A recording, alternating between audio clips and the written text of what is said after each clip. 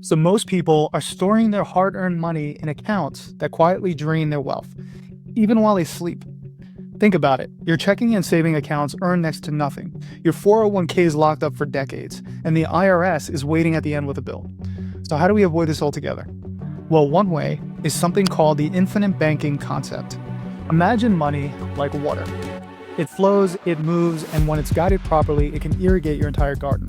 Now, when storing water, it needs a container, or it'll seep into the ground or evaporate. Now, most people end up dumping their water into broken buckets that leak. This can look like living beyond your means, putting all your money in savings accounts, sitting cash that's eroding year after year to inflation, or paying more than necessary in taxes, even acquiring bad debt. Now, don't get me wrong here, some of these methods give you swift access to much needed funds, so I'm not saying all is bad or good. But what tends to happen is left unchecked or mismanaged, it can do more harm than good.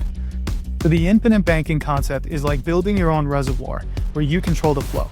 Insurance becomes the irrigation system you designed to store, redirect, and multiply that flow. So that's what today's video is all about, the infinite banking concept. We're going to unpack what it is and what it's not, how to structure it properly, how it works, the dangers to avoid, and in a follow-up video, we'll address what the critics are saying and do a case study breakdown of how it stacks up against your traditional retirement accounts, like your 401k and Roth IRA. For those of you that don't know, my name's Devin. I'm a life insurance agent based here in New York. I spent years starting, growing, and managing businesses and studying what the wealthy do to manage their wealth.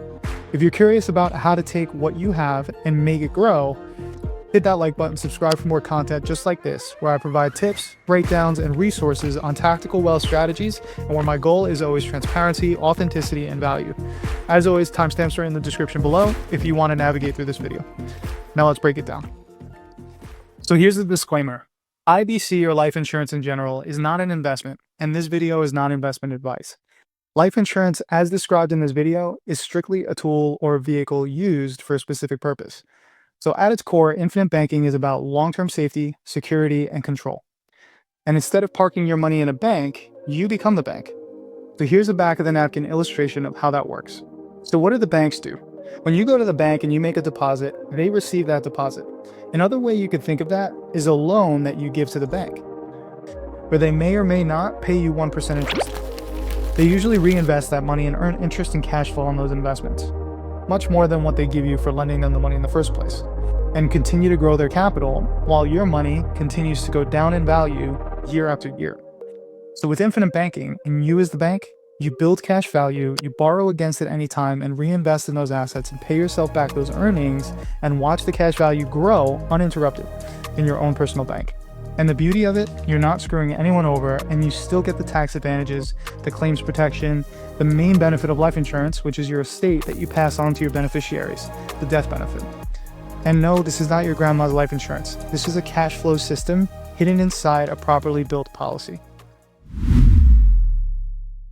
There are two gold standard ways to set up an IBC policy and variations within those setups. Some agents will argue one is better than the other. But at the end of the day, it depends on your short-term and your long-term goals, your risk tolerance, what you would qualify for, and also what the insurance company is willing to provide for you. So it's important that the agent that you're working with understands these nuances to best guide you in the right direction. So with IBC, you can use either participating whole life insurance or what's called an IUL, Indexed Universal Life. As mentioned in my previous videos, whole life insurance is set it and forget it. IUL is manage as you go. Both policies will last your entire life with a guaranteed death benefit payout, and both have a baked-in cash value policy with compounding growth potential over time. The major difference lies in flexibility, guarantees, and how the cash value grows.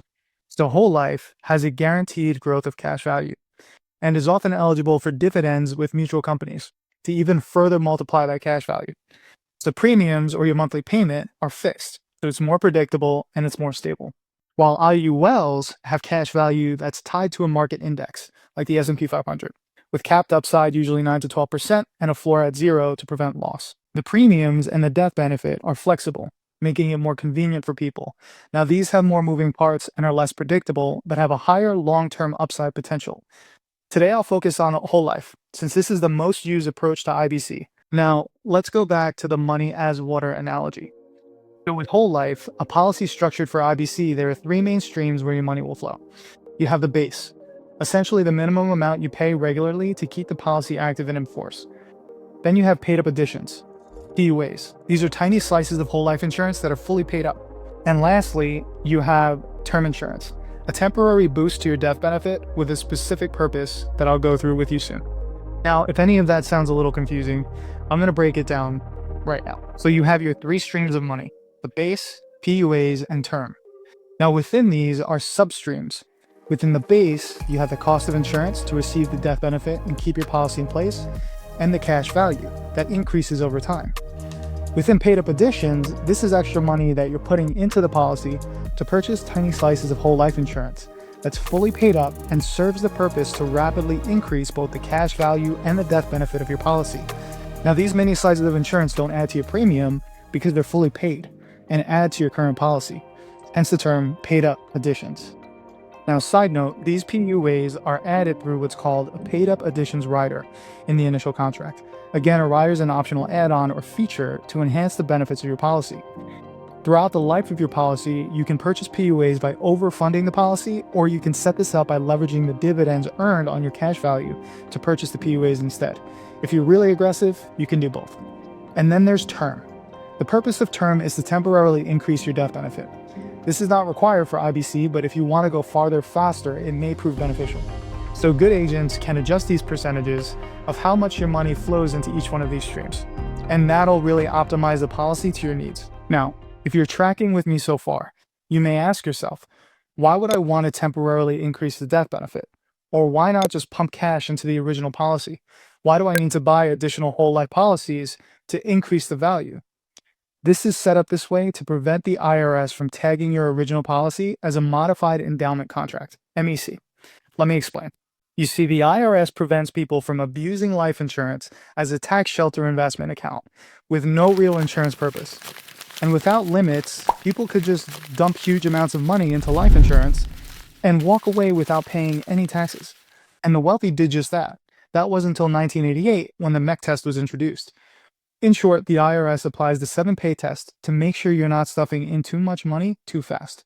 If you overfund the policy beyond its limits within the first 7 years that the policy is issued or materially changed, it becomes a MEC, where you lose the tax advantages and even get charged a 10% penalty if you withdraw before the age of 59 and a half. And once a policy becomes a MEC, it stays a MEC. You can't reverse it. So, with all that said, why not just pump cash into the original policy? Well, with a policy leveraging PUAs and term, this allows you to maximize the cash value and gives you a healthy cash to death benefit ratio without raising any red flags, avoiding MEC status. Most people who are using this type of structure want to build their cash value early on. And with the right setup, you can do just that. You can then borrow against that cash value anytime. No credit checks, no pre-approval process, and the money's not taxable. You can technically use that money for whatever you want. But the purpose of infinite banking is to use that money on assets, not liabilities, unless it would benefit you to do so. Now, again, if you're tracking, you may ask, does it make sense to pull out a loan on my own money? Aren't I getting charged interest? This is a red flag for a lot of people. The short answer is yes and yes. Interest rates on a policy are between 5 and 6.5%. But before we jump to conclusions and say, why would I pay interest on my own money? Remember, it's not your money. It's the insurance company's money that they're lending you, and you're collateralizing and borrowing against your cash value. But here's the trick. Your full cash value is continuing to compound, and this is where IULs actually really shine. You can earn up to 20% in some cases, outpacing any interest you may owe. Cool. So you collateralize the loan and you borrow the money. Now what? This is where IBC really takes off. What we want to do is earn more than you owe and grow the policy with a portion of the proceeds. So here's the gist of it. You can lend money and earn interest. You can invest in real estate that has its own slew of tax benefits and earn on appreciation, depreciation, and cash flow. You can invest the down payment for a good cash flowing business. These are different options that you may have when investing your money from an IBC policy. You could take those proceeds, reinvest back into the policy, and continue to grow both your cash value and your death benefit.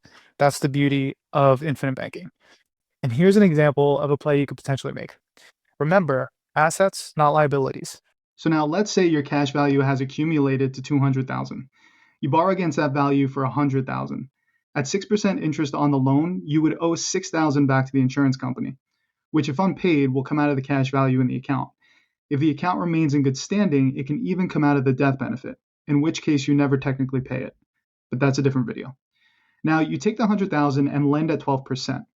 Many of these transactions can be done in a single day if you know where to look. Also a different video. Now, after the transaction is completed, you receive $112,000 in total. Your profit is $6,000, but the money is taxable since it becomes earned income. So depending on your bracket, we'll go with 30% here. Your net profit is $4,200. You put $1,000 back into the policy and you take home $3,200. Now, if you're getting into real estate and business deals, these numbers can start to look a lot bigger. So here's a scenario where it may make sense to pivot towards liabilities. Now, disclaimer, there are nuances here, like how the credit interest accrues, how you're paying it off. I would stay away entirely, but for the sake of it, let's try it out. Now, let's keep the cash value the same.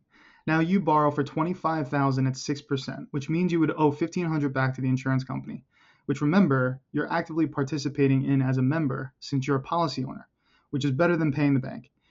Now, let's say you racked up $25,000 in credit card debt with a nonsensical, non-deductible 25% interest rate per year. The total interest would be $6,250. The total potential amount you would owe if left unpaid by the end of the year would be $31,250. Now, if you pay your balance with the loan of $25,000 and pay the insurance company the $1,500, you just saved yourself $4,750. Generally, it's safe to say if you take a loan with less interest to pay off one with higher interest, it's probably a good idea. It's less like consolidating and more like refinancing. But I try not to be in this situation to begin with. Because it's a life insurance policy, you have access to a series of tax advantages, protections, and living benefits as well. Here's what makes this so powerful. Privacy.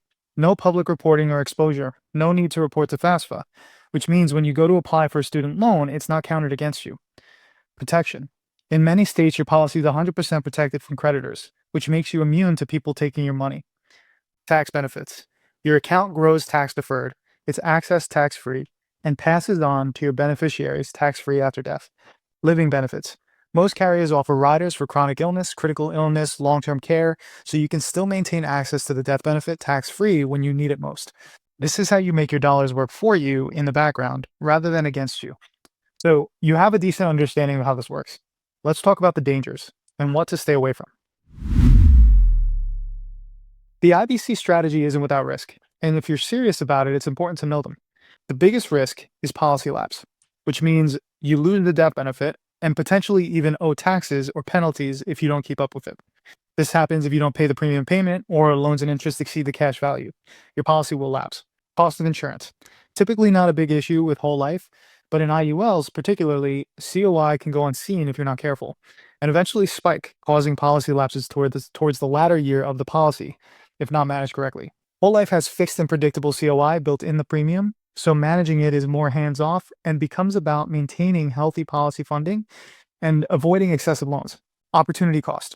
If you're not actively using the policy loans to generate returns, the money tied up in the premium could sometimes earn higher returns invested elsewhere.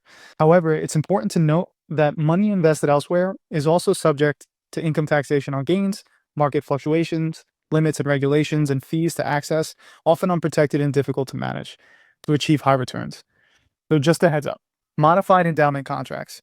Again, if funded too aggressively, your policy can become a mech, losing some tax advantages on loans and withdrawals. And this isn't a bad thing in every circumstance, but it's not ideal in most cases. That's why proper design and a disciplined strategy matter.